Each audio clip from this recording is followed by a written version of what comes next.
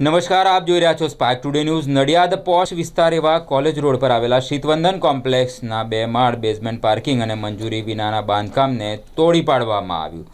મંજૂરી વિના આ માથાભારે બિલ્ડરે કોમ્પ્લેક્સ પર 2 માળનું બાંધકામ કરી વેચાણ કરવાનો કારસો રચ્યો હતો. 6ઠ્ઠા અને 7મા માળ પર ગેરકાયદેસર કરાયેલા બાંધકામને પેઇન ગેસ્ટને ભાડે આપ્યું હતું. કોમ્પ્લેક્સમાં રહેતા રહીશોને હેરાન કરવા માટે આગળ આવેલું પાર્કિંગ પરના બિલ્ડર દ્વારા બંધ કરી દેવામાં આવ્યું હતું. સમગ્ર બાબતને લઈ મહાનગરપાલિકાએ 20 માર્ચે બિલ્ડરને નોટિસ આપવામાં આવી હતી.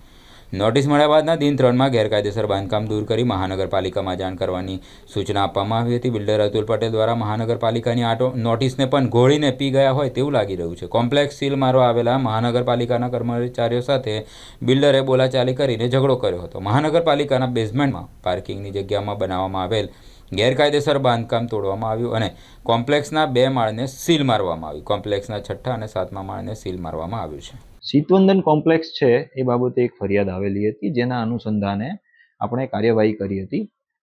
શીતવંદન કોમ્પ્લેક્સ છે એના ઉપરના 2 માળ જે છે એમાં ખાસ કરીને કંઈક કન્સ્ટ્રક્શનની ગતિવિધિઓ ચાલતી હતી, જેના અનુસંધાને આપણે એમના બિલ્ડરને નોટિસ પાઠવવામાં આવી હતી. એ નોટિસના અંતે એમનો જે જવાબ રજૂ કર્યો છે એ અપૂરતો જણાતા અમે ત્યાં ઉપરનો માળ જે છે ત્યાં બાંધકામ બંધ કરાયું છે અને હાલ સીલિંગ કરેલું છે.